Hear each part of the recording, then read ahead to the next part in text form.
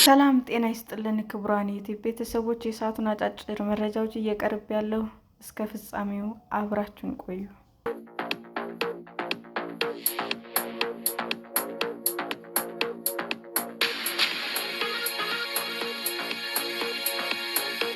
ዩኬ የጥገኝነት ጠያቂዎች ትክክለኛ እድሜ ለማረጋገጥ ኤአይ ልትጠቀም ነው።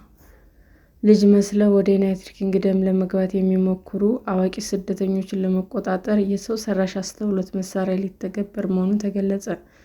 በሚቀጥለው ዓመት በዩኬ ድንበር ላይ የሚዘረጋው ይህ የሰው ሰራሽ አስተውሎት መሳሪያ የሰዎችን ገጽታ ለመለየት የሚችል ነው። ጥገኝነት ጠያቂዎች ፎቶ በማንሳት እድሜያቸውን የሚለየውን ኤአይ የሚሰራው መተግበሪያ አምራች ኩባንያ መሳሪያውን እንዲሞክር ፈቃድ ተሰጥቷል።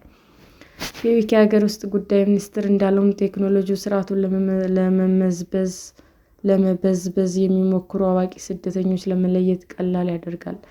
የመጀመሪያ ደረጃ ሙከራዎች ኤአይ ውጤታማ መሆኑን እንዳሳዩም ተገልጿል። ሁማን ራይትስ በበኩሉ ትክክለኛነቱ ያልተረጋገጠ ቴክኖሎጂ መሆኑን በመጥቀስ መንግስት አሰራሩን እንዲሰርዝ አሳስቧል።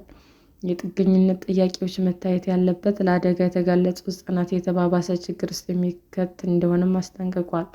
ብቻቸውን የሆኑ ታዳጊ ስደተኞች ጉዳያቸው የሚታየው በጥገኝነት ጠያቂዎች መስሪያ ቤት ሳይሆን ለሕፃናት እንክብካቤ በሚሰጥ ተቋም አማካኝነት ነው። ኢንግሊሽ ካናል የሚያቋርጡ ስደተኞች ቁጥር እየጨመረ ከመምጣቱ አንጻር መተግበሪያው አስፈላጊ እንደሆነም ተገልጿል።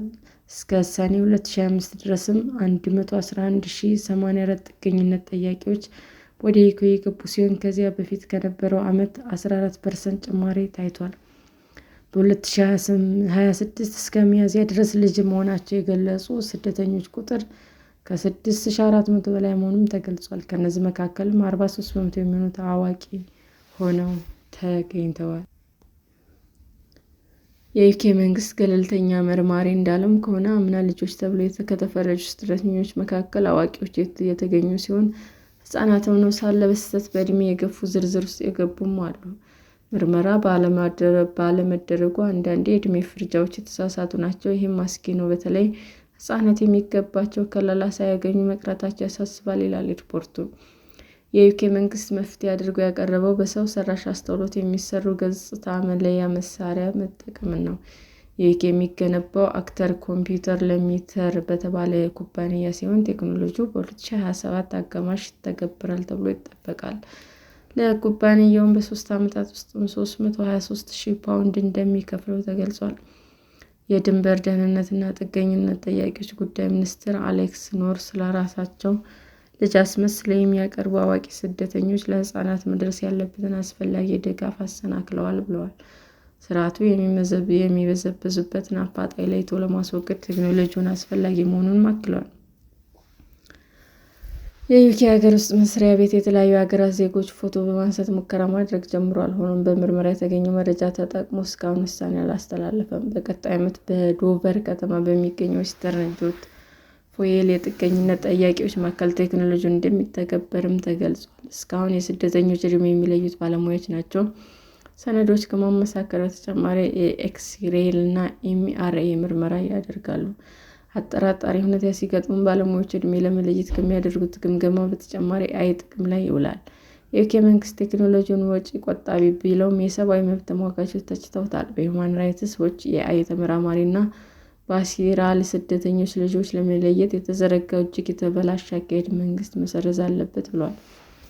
ልጆች የሚያስፈልጋቸውን ከለላ ለመስጠት ያልተረጋገጠ ቴክኖሎጂ መጠቀም ሕሊና ቢስነትና ጭካኔ ነው ሲሉም አክለዋል።